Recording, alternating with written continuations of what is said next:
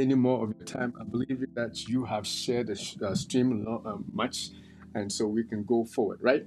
All right, so with that, let's move on. Imagine if I told you that one of the biggest threats to your diabetes management isn't just what you eat or how much exercise you have, but something you face every day. Stress, stress, stress. That's right. So stress isn't just about feeling overwhelmed. It has a direct, measurable impact on your blood sugar levels and can derail your diabetes control before you even realize what's happening. My goodness, my goodness, my goodness. Before you realize what is happening, stress is doing you some harm. And a lot of people don't even think about it. But yeah, this is what it is. What if we could actually turn the tables around, on stress? Today we are actually going to just be showing just that and show you how stress affects you and your diabetes, or even how it brings your blood sugar up.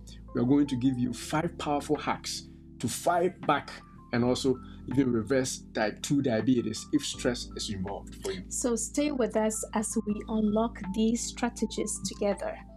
You have the power to transform your health, and it starts right now and right here. Oh, come on, man. It starts right now and right here. All right, so we're going to be talking about a few things. The first of which you have already hinted you, the Science Simplified. That's the science of how stress actually spikes your blood sugar levels. And we also talk about 5 doctor-approved hacks to crush stress and reverse insulin resistance. Which is the main problem with type 2 diabetes these days, right? Insulin resistance. And then after that, we're going to also give you some dietary tips for stress and diabetes. Did you know that there are some foods that can actually help reduce stress? We're going to head on those, so stay to the end, yes. All right, so starting, we're going to go the first one, which is how stress leads to, diabetes, or insulin resistance, or all those type 2 diabetes that we have been mentioning all the time. How stress does that. And the first thing that we're going to say in that line is that stress leads to increased glucose production. When you are stressed, your body produces more glucose. Essentially, that is what it is. This is the first thing that we should remember, that if you are stressed, you are producing more glucose. And the reason is that the body's natural response to stress is to release hormones like cortisol and another one called adrenaline or epinephrine. Now, when cortisol is released, it only comes because of stress. I'm pretty sure underlining cortisol levels in your blood all the time just to keep you on the edge a little bit. But for a continual release, or what we call chronic release of cortisol hormone and adrenaline, that is usually due to stress, chronic stress. That is what is going to happen. So these hormones signal the liver to release more glucose, providing energy to the cells to handle any perceived stress or threat, for that matter. When cortisol's action is not just, I just want to release glucose because because the person is stressed. Cortisol's release is not just because the body is stressed, it just wants to come, but it is coming for a reason. And one of the reasons is that when cortisol is released, it's going to cause you to release glucose from your stores, whether it's from your liver in the form of glycogen. It comes back, and then all the other stored glucose, wherever they may be, so that your body is prepared to fight the threat that it sees. Stress is a threat to the body. If you are stressed, your body is threatened. And so it needs energy to fight off the stress. And whether or not it is a legitimate stress or not necessarily a stress, if you are stressed, your glucose is going to go up because the body feels like it needs energy to fight the threat or the stress that is coming up. And this is why you have a lot of glucose hanging around if you are stressed all the time. So that is what it is. I don't know if you want to add something to that. So we also learned that stress can lead to insulin resistance. So chronic stress leads to prolonged exposure to high level of cortisol. Like you're saying that cortisol is released, right? So prolonged exposure to this cortisol can make the body tissue less sensitive to insulin. So this insulin resistance means that the glucose that is being released into the bloodstream won't be used effectively, so causing the high blood sugar levels over time. So it's going to cause the sugar to remain more in your bloodstream because your insulin is very resistant because of the presence of cortisol and adrenaline. My goodness. So it's actually not that difficult to comprehend. If you are stressed, you have cortisol hanging around all the time. And you have cortisol hanging around all the time because of stress, then glucose has to be released all the time. And if glucose has to be released all the time because you are stressed, because cortisol is around, then insulin has to be released all the time. And when insulin is released all the time, then it becomes insensitive. Your body becomes non-responsive to your insulin. And remember, you need insulin for your glucose to be picked up into your cell so that the blood will not be filled with too much glucose or sugar, as we say. So it leads to insulin resistance. Just because you are stressed, now you have insulin resistance, which then progresses to what we call type 2 diabetes. Now, the third way that stress causes diabetes or makes your diabetes worse or increases your blood sugar levels is stress alters your blood sugar regulation. How your body regulates sugar is altered, it's changed because of stress. Now, this happens because stress affects the body's ability to regulate blood sugar by interfering with the daily routines and self-care practices. It's not like your normal thing. Because of stress, it is hanging around all the time, and people under stress might even skip exercise. People under stress might eat less healthy foods or even forget to check their blood sugar levels. So stress is basically by affecting your lifestyle. Even for some people, they even forget to take their medication because they are so stressed. And all those will contribute to high glucose levels hanging around, which can eventually also affect your sugar levels overall and lead to diabetes, type 2 diabetes, or make your type 2 diabetes worse, right? Yeah, and also stress often increases what? Appetite. You have cravings. Appetite, my goodness. Those of you with unhealthy appetites, check your stress so levels. you crave for sugary foods, for salty foods, for starchy foods, and fatty foods. All these cravings it does not help you to control your intake because of stress you want something like comfort food, right? So if you keep eating such foods because you're stressed, it's not you, because you are craving for it because you're stressed. So it can spike your blood sugar levels if you take in such foods. Emotional eating due to stress can also lead to consuming excessive calories, which directly impacts your glucose level. So you are stressed and sometimes you want to eat and eat. You don't feel full because you're stressed. You want to take in more. And most of the time you reach out for the unhealthy foods, the sugary foods, the salty foods and all that. So there should be a way that we will try and manage the stress, because being under stress can really affect your sugar level. And yes, you remember last time we made a point about ghrelin and leptin. Right. Leptin and ghrelin, hormones that also affect your appetite, right? Right. Hormones that affect your appetite. So if you are stressed, those hormones are going to be hanging around longer. And if they are released, then obviously you are going to have unhealthy eating, because they are going to make you crave for all those sugary and junk foods that you don't want to be eating, right? Yep. So your best bet is to avoid all those stressful situations that lead to those hormonal changes, which eventually harms you because they are causing the bad hormones ghrelin and leptin to be released. And then, of course, the mother of it all, cortisol, which we already mentioned, are all going to contribute to you. As a matter of fact, people who are stressed can build up, weight around the belly, right, because of persistent cortisol release, because of persistent ghrelin release, because of persistent leptin release. They begin to have, a huge belly fat, waist circumference, that we call waist circumference, metabolic syndrome. Those of you who know, metabolic syndrome. You eat, your diabetes, your sugar levels go up, your blood pressure goes up, and you are increasing in weight, all because of stress. Stress can do a lot more harm than we think. So most people just go straight to medications and food, which is good, but check the stress level. Check the stress level. And we are not even done yet, because there's more. There's another thing that stress does, and that is stress can cause sleep disturbances and insomnia. Bad dreams. My goodness. We're talking about bad dreams, bad sleep. You are suffering because the stress levels in the day is so much, and it's all over.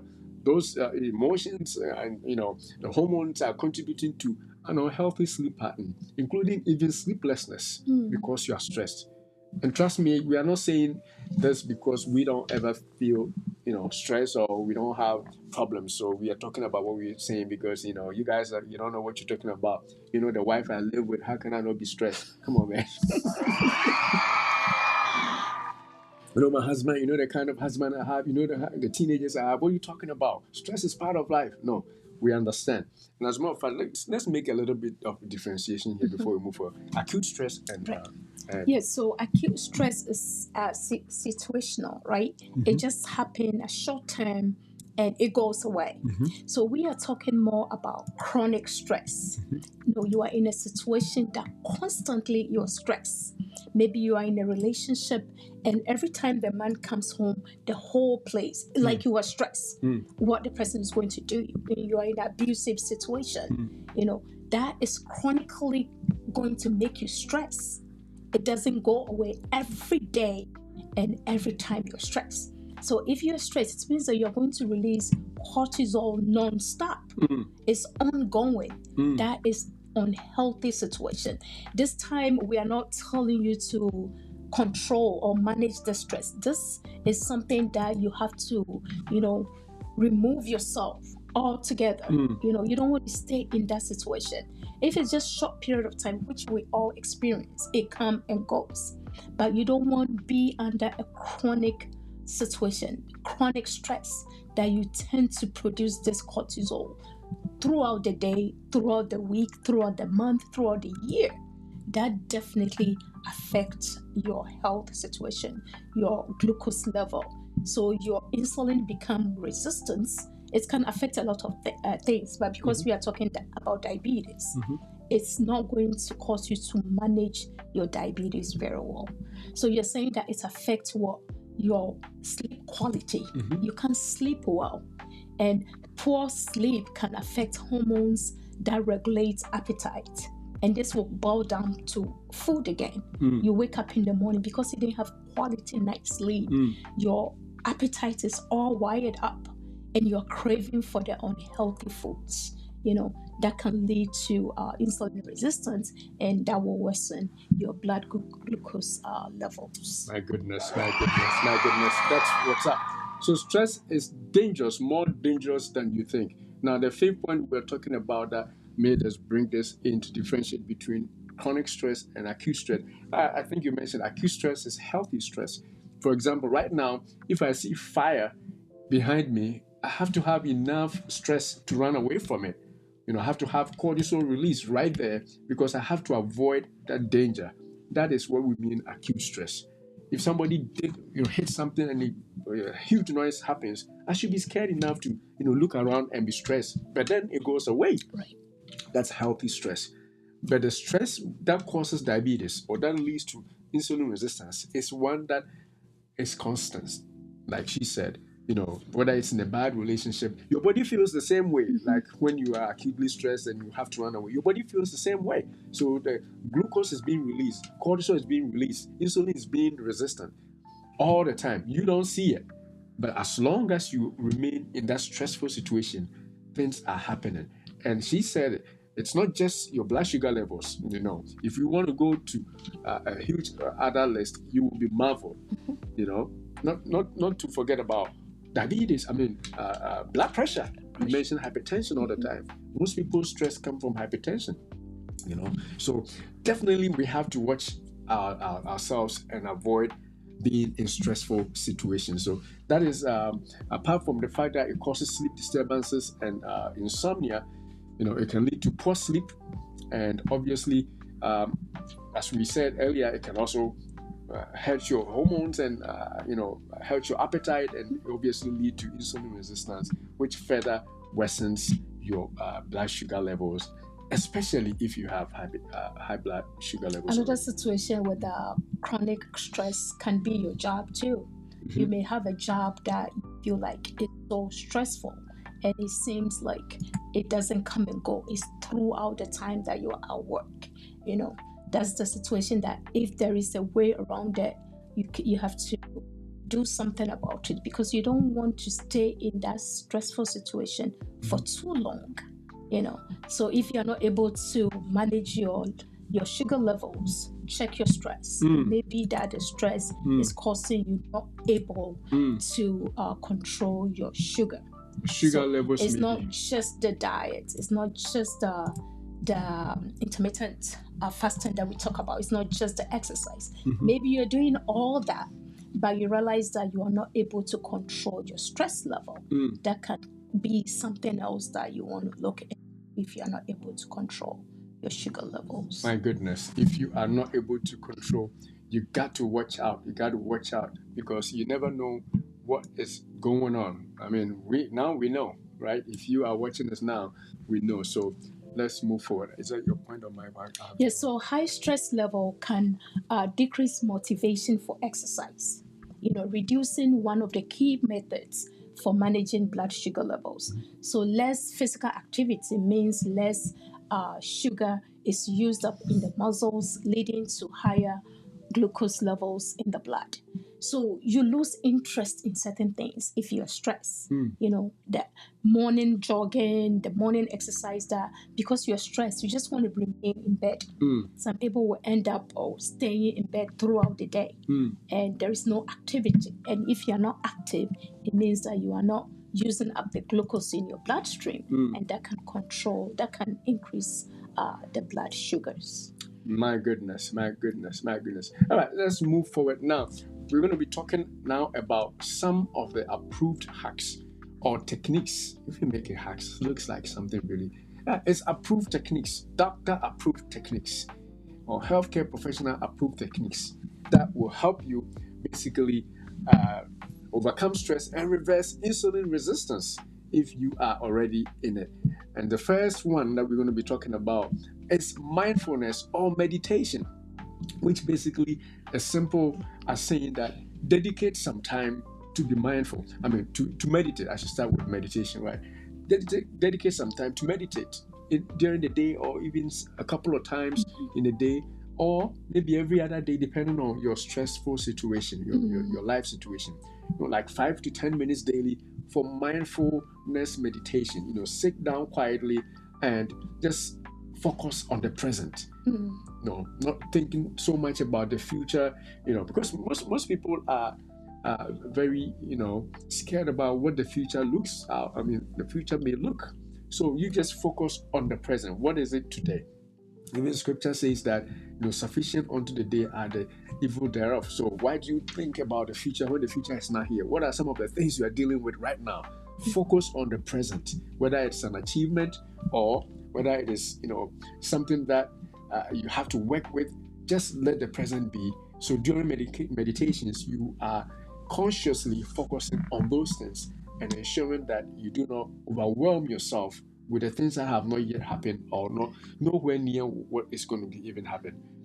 So that is one thing that we can do about that. And sometimes too, when you know that you are going to be going, maybe if your work is very stressful, before you go, you can spend a little time to meditate, to take in whatever calms you down. You just like you're saying, the present, the state that you are in right now. Just meditate, just calm yourself down and meditate. And if you are a Christian, that can be something you can ponder over a scripture, something that you hold dear to. so that meditation will calm you down if you're about to enter into a situation that you know that is very stressful. It's something that sometimes when you are in it, it makes you all wilded up and very stressful. So if you have a teenagers and you know that they are coming home, and whenever they come home, you know that you can handle the stress that they come with. You can take time for yourself and do a little meditation.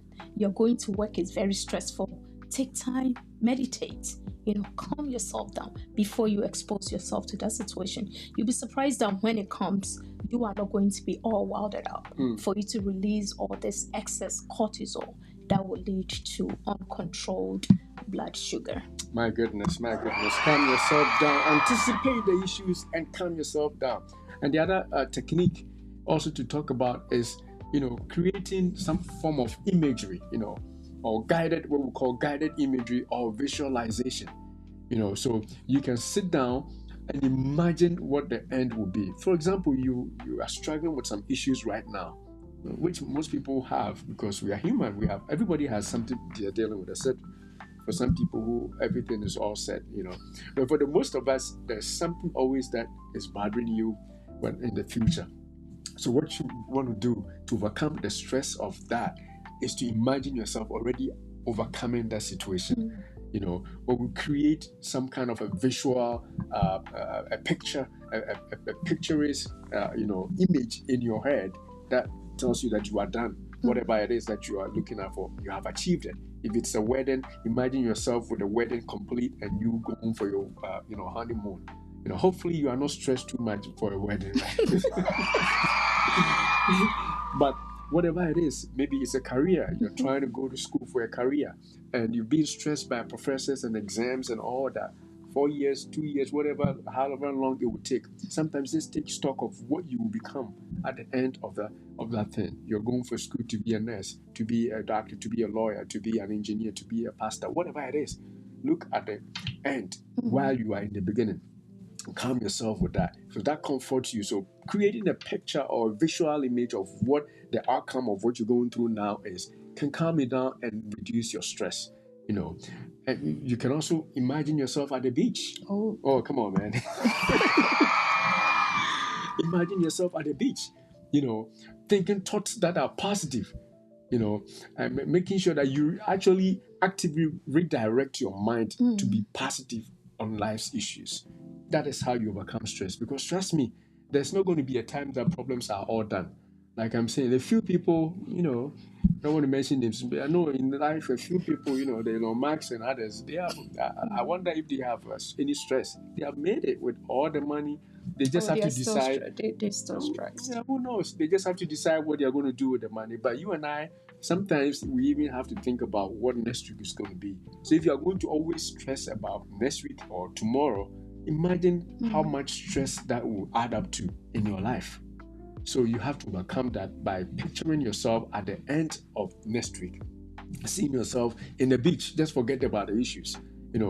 Tranquil. Now, there are apps when we're discussing this, right? There are apps that, on YouTube and other places where they will play as a semblance of a beach, sounds with water flowing and rain falling, and just to calm you down. They are all medicine. It's not just taking a pill.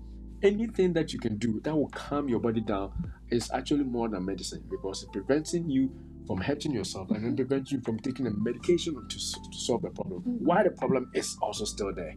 So if you can, eliminate that problem just by calming yourself down, you have done a lot of good for yourself. And so I think that that approach should actually be something that people should, not just meditation, but visualize yourself, picture yourself in good standing with life, however bad it may be, even at the moment. Yeah, you can also take short or brisk walks, or engage in 10 to 15 minutes of physical activities. Whatever you do, So if you exercise, you produce this endorphins. Another good thing, right? Hormones that makes you happy. Yeah. So whatever you can do, you take a stroll around the neighborhood. You take a walk, and you do things that will take your mind off that situation that stresses you up. So by so doing, you prevent your body from continuously producing the cortisol, which is a bad substance in your body. So whatever you can do, just think about things that you enjoy doing. But studies have shown that short walks and physical activity really help. My goodness, short walks and physical activity, not only are they helping you also pick up glucose from your blood if you are concerned about blood sugar going up, they are also helping you to release those feel-good hormones that she mentioned, the endorphins. So, people who exercise pretty much will bear as witness. Like when you exercise, you feel good after. Even though you may be achy, but during the day you feel better. Mentally speaking, psychologically, I should say, you feel better because of a boost of endorphins. And the good thing is, when exercise is making you feel good, mentally or psychologically, it's also helping your muscles pick up glucose, like we discussed last week. So you get two things in one just with exercise. And all it takes is 10 to 15 minutes walk, like she's saying, or a brisk, jog, 10-15 minutes. And when I advise couples, sometimes, I pretend to be a marriage counselor. I tell them, if your wife or your husband is bothering you, or you guys enter into a huge argument, sometimes all it takes is to just get out and get some fresh air. Just walk. By the time you come down, not only would tensions have gone down, but you would have also gotten some endorphins. So you feel better about yourself. And then, before you know, that argument is gone. So we definitely need to basically make sure that we are doing that for stress. And you can also practice what we call deep breathing exercises. Deep breathing exercises. So controlled breathing techniques, such as we have 4-7-8 method, which is you inhale for 4 seconds, you hold for 7 seconds, and you exhale for 8 seconds. So 4-7-8. So you inhale, 4 seconds. Oh, are you trying to do it? Yep. Oh, okay, go ahead. Let me see. You inhale for 4 seconds. Do the inhale, let's see. Then you hold for 7. Then you exhale for 8.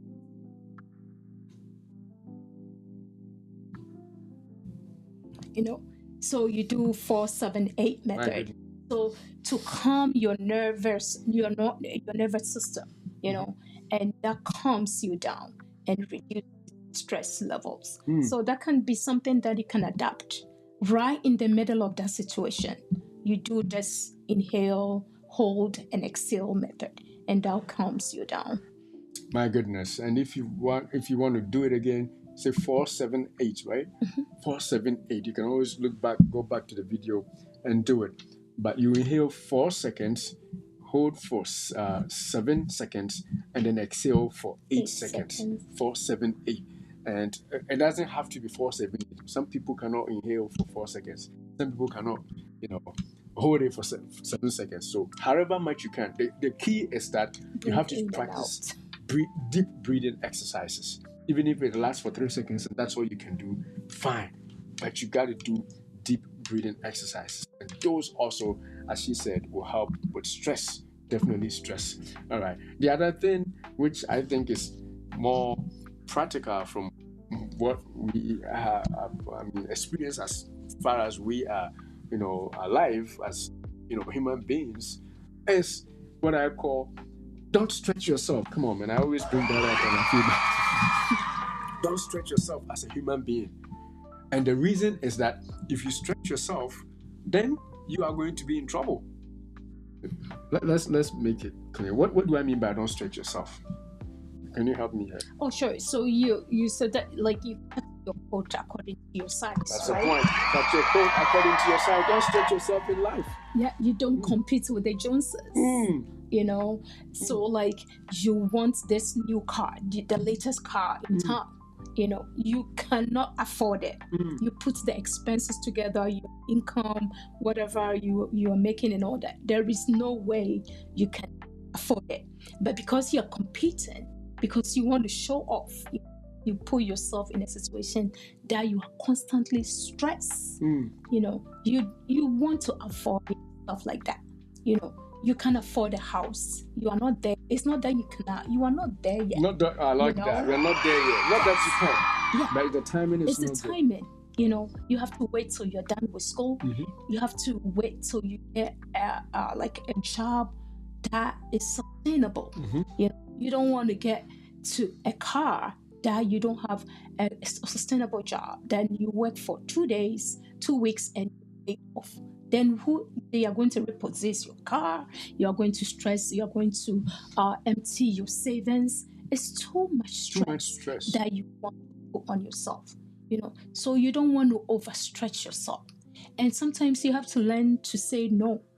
If the demand is too much for you, you know, you tell your husband that I cannot do it all. I'm not a superwoman. I am, but sometimes I cannot keep up. Oh, you tell your wife that I can't do it all. You know, so you don't overstretch yourself because you want a situation that your body is not to that state, like the flight and the fight state all the time. If we've learned that if you are in that chronic state of stress, it's likely that you're producing this unhealthy hormones that can cause you to gain weight, that can affect your insulin sensitivity and all that comes with it. So you want to stay away from you yourself putting yourself in a situation that will make you stress. There are certain things, the projects that you overstretch, you cut some off, you know, and try to live within your means. Oh, come on, man. Try to live within your means. It's easier said than done. When onlookers are watching, everybody expects a lot from you. You know what I'm saying? And you want to show off that you are there, but you don't have the money. But you don't have it, but you can build it on credit. You know what I'm saying? And then credit starts, and then you have to work every day. Sometimes people work 3 jobs just to meet some need. It is serious, you know. Or how much are you eating? You don't need all that, you know. But because of the extent of the stretch that we have put on ourselves, building houses, you know, buying vehicles, you know, living the life, you know, making sure that everybody thinks we are doing well. For all you know, those people don't even care. And even if they care, don't remember. They don't remember, you know. My goodness, they don't remember.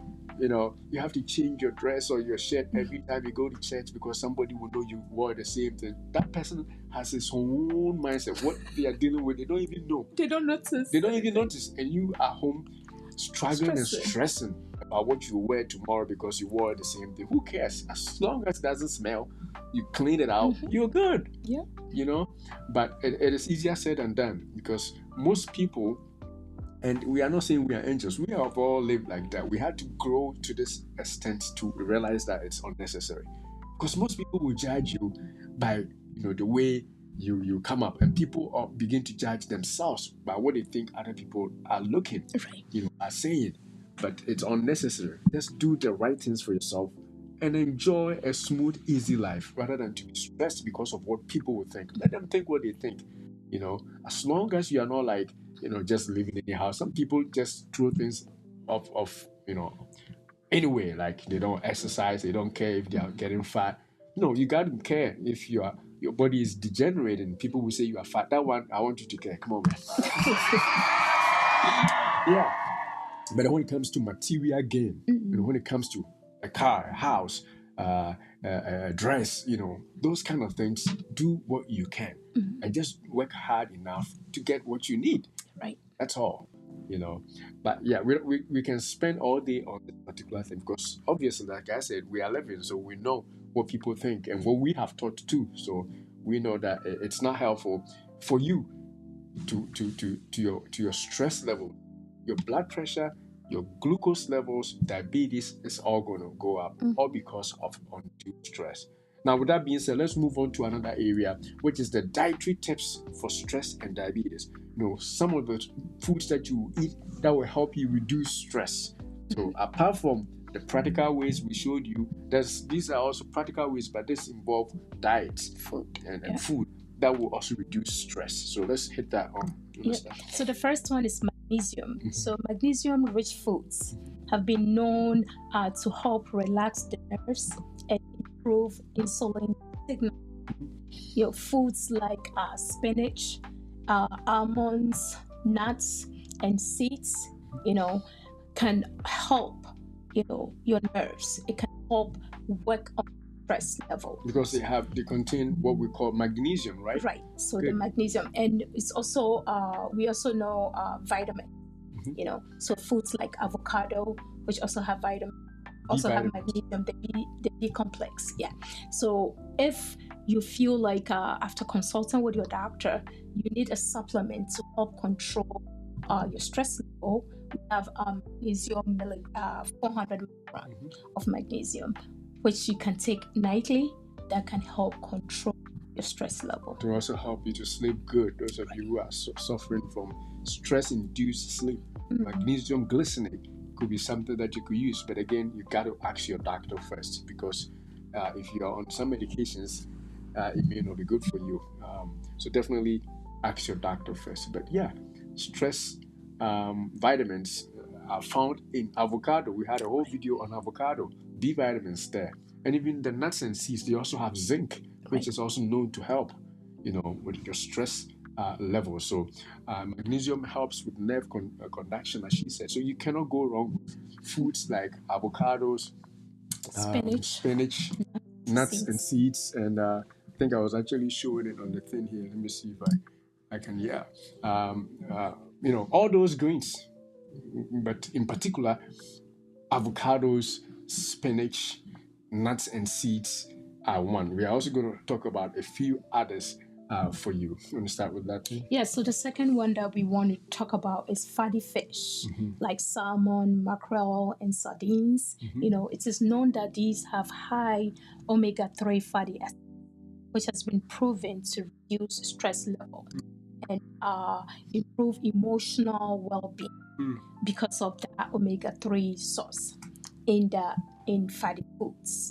So if you want foods that can also help manage stress, you won't go wrong with fatty fish. You won't go wrong with fatty fish at all. If you want foods that can help, fatty fish are also good. And the cool thing is the omega-3, they work almost everywhere. They help with memory, they help with cholesterol, everything. Omega-3 fatty acids. But we just want you to make sure that you include it. For now, we're calling it just because of the stress. But if you have watched us long enough, we have mentioned in other places, and it's not something we are making it up. It's science proven. They help regulate your neurotransmitters, actually. As a matter of fact, some people even take it also to help with memory. They help with joint pain. It goes on and on, promotes your brain health. As a matter of fact, even people who are pregnant, sometimes you tell them to take prenatal vitamins that have omega-3s in them for the brain development of the kids. That is nerves. We are talking about stress. Stress is something to do with your nerves, brain, spinal cord. So if you eat healthy dose of fatty fish in this case, then you are definitely going to be doing yourself a lot of good. Just to calm you down. With the omega-3 too, it reduces inflammation. For heart disease, joint pain. Oh my goodness, it's a host of things that we can't even begin to say here.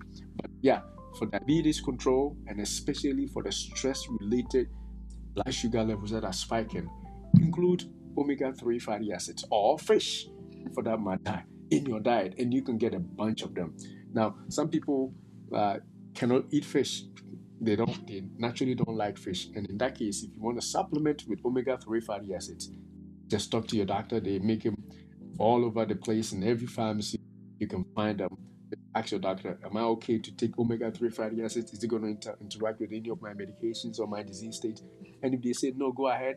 Or even talk to your pharmacist. You can start taking some omega-3 fatty acids. If you cannot eat it, get it from fish because you don't naturally like fish. It's also found in other things like some seeds and like this thing we used to make our smoothie. I forgot, chia seeds and all those have omega-3s too. So yeah, that is that for you. Let's move on to the next Yes, one. so the third one, food that you want to consider is yogurt and other fermented foods, which include probiotics that influence brain health through the gut-brain axis. So studies suggest that a healthy gut flora can enhance mood, and that can reduce stress and anxiety. My goodness. And overall improve emotional health. My goodness. So yogurt and fermented foods, probiotics help. My goodness. And you took the word right out of my mouth. Studies, some people even think that, everything concerned with your brain in terms of your psyche, your psychological underpinnings, your health in terms of your memory, everything in the brain here is controlled by the stomach. The gut, basically, that's what I mean. So if you have a healthy dose of probiotics, that will help with your mental health, which is stress related, right? Which is stress, basically, yeah. Anxiety and stress will be improved if you have a healthy dose of probiotics. And she mentioned the foods that are usually used for that. Yogurt, and especially for diabetic, I'm pretty sure you're not going to be using those sugary yogurts. We got to be careful here because we don't want to give people the license to go and eat sugar. We say don't eat sugar. So if you are going to be using yogurt, then obviously you have to go with the sugar-free and pretty much even fat-free if you are looking to lose weight too.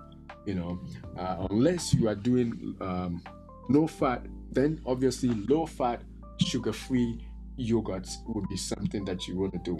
And also the kombuchas, I like the kombuchas too. Right. They also have the probiotics, except that some of them have so much sugar. So you got to watch the label if you are going to use kombuchas to increase your gut flora. Then watch how much sugar is in there. If the sugar levels are not so high and you don't like yogurt, that would be another thing to use, to help populate your gut flora with good bacteria, which eventually will help your nerves and reduce your stress. Right. That's the next thing. Yeah, so the next one is dark chocolate. Dark chocolate, my goodness. So it's known that dark chocolate contains flavonoids, which are antioxidants that help reduce inflammation and improve mood. So definitely it's help on your stress level by eating dark chocolate. So eating the small piece of dark chocolate can also trigger the brain to respond to endorphins, the body natural feel-good chemicals to release more endorphins. Yes. So maybe if you feel like you're going through a stressful situation or you're about to enter into a stressful situation or something, you can keep dark chocolate on the side if you love chocolate, because it has the flavonoids and antioxidants which help. So instead of reaching out for the healthy food and the sugary food and starchy foods, you can do dark chocolate, which will help control your mood in overall. My goodness, dark chocolate for you. And dark chocolate also has some other benefits, in the bedroom and stuff that you guys who are older enough, you would understand. So chocolate in itself, but we are promoting dark chocolate because it does not have a lot of the sugars. So don't go eating regular chocolate.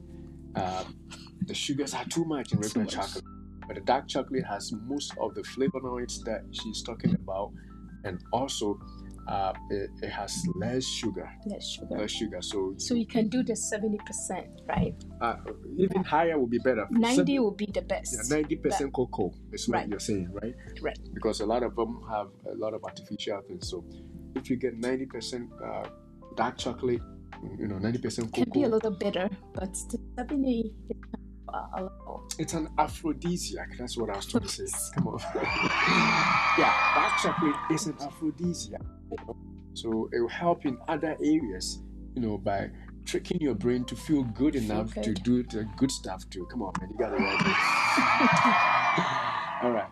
And the cool thing is it releases and helps you release endorphins, which we are seeing that are going to definitely help you, to feel good about yourself so that you are calm.